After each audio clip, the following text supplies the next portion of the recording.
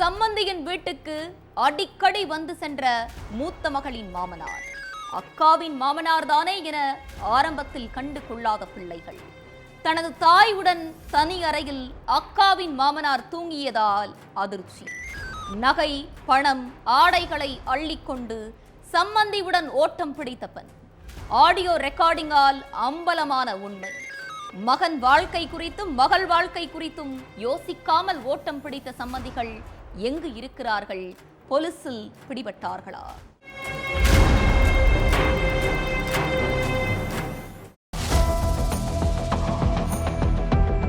அக்காவுடைய மாமனார் அடிக்கடி வீட்டுக்கு வந்துட்டே இருக்காரே, சரியில்லையே. அத கூட ஒரு வகையில ஏத்துக்கலாம். ஆனா நம்ம அம்மா ஏன் அவரோட தனி அறையில போய் தூங்கணும்?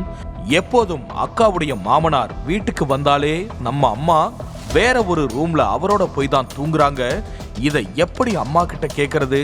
அப்பா கிட்ட சொன்னா ஏதாவது பிரச்சனை ஆகிருமான்னு யோசிச்சுக்கிட்டே இருந்திருக்காங்க சுனில் குமாருடைய பிள்ளைகள். அக்காவுடைய மாமனார் தங்களோட வீட்டுக்கு வர்றப்பெல்லாம் அந்த பிள்ளைகளுக்கு கோபம் வந்திருக்குது. ஆனாலும் அக்கா அவரோட வீட்டுல தான் வாழ்ந்துட்டு இருக்காங்க.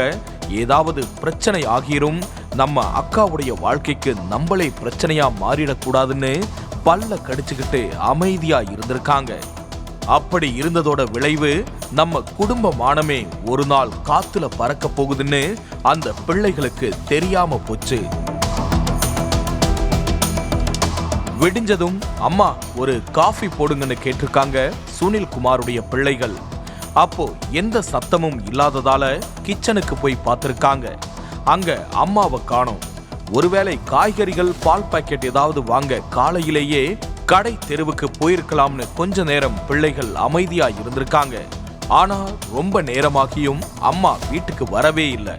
அவங்களுடைய செல்போனும் வீட்டுல தான் இருந்திருக்கு.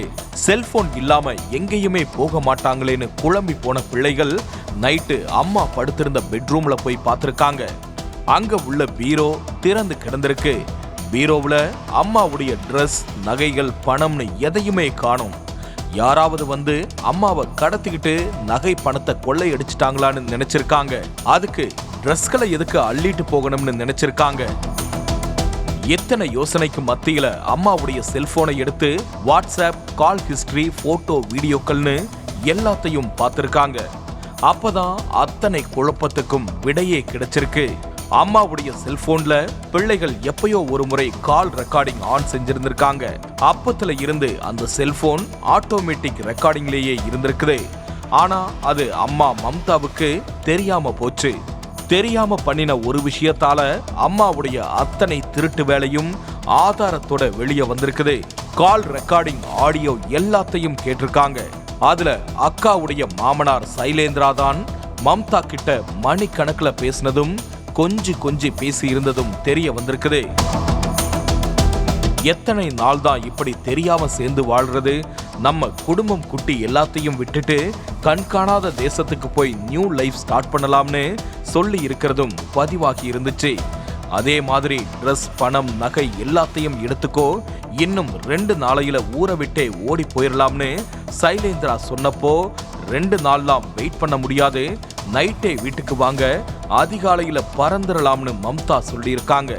அருவருப்பான இந்த ஆடியோக்களை அதுக்கு மேல கேட்க முடியாத பிள்ளைகள் அழுதுகிட்டே அவங்க அப்பா சுனில் குமாருக்கு போன் பண்ணி நடந்த விஷயத்த சொல்லி இருக்காங்க.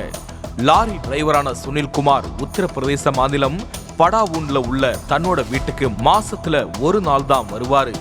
மத்தபடி பணம் தேவைனா மனைவிக்கு அனுப்புவாரு. 2 மகள்கள் 2 மகன்கள் இருக்கிறதால 4 பேரையும் கரை சேர்க்கறதுக்காக ராப்பகலா லாரி ஓட்டி மனைவி மம்தாவுக்கு பணம் அனுப்பியிருக்காரு. சைலேந்திராவுடைய மகனுக்கு தான் தன்னோட மூத்த பொண்ணை கல்யாணம் பண்ணி கொடுத்திருக்காரு சுனில் குமார். மூத்த பொண்ணுக்கு நல்ல வாழ்க்கை அமைஞ்சிருச்சு. அடுத்து 3 பிள்ளைகளுக்கும் நல்லபடியா கல்யாணம் பண்ணி கொடுக்கணும்னு கனவுல இருந்த சுனில் குமாருக்கு மனைவி தன்னோட சம்பந்தி கூட ஓடி போயிட்டாங்க அப்படிங்கிற தகவல் தலையில இடி இறங்கின மாதிரி இருந்திருக்கு. பல வண்டிகள்ல லிப்ட் கேட்டு அடிச்சு பிடிச்சு வீட்டுக்கு ஓடி வந்து தலையில அடிச்சு அழுதிருக்காரு சுனில் குமார். அப்பதான் நம்ம வீட்டுக்கு அக்காவுடைய மாமனார் சைலேந்திரா அடிக்கடி வருவாருன்னும் அவர் வந்தாலே அம்மா எங்களை வேற ஒரு ரூமுக்கு தூங்க அனுப்பிட்டு சைலேந்திரா கூட தான் அம்மா தூங்குவாங்கன்னு பிள்ளைகள் குண்டை தூக்கி போட்டிருக்காங்க.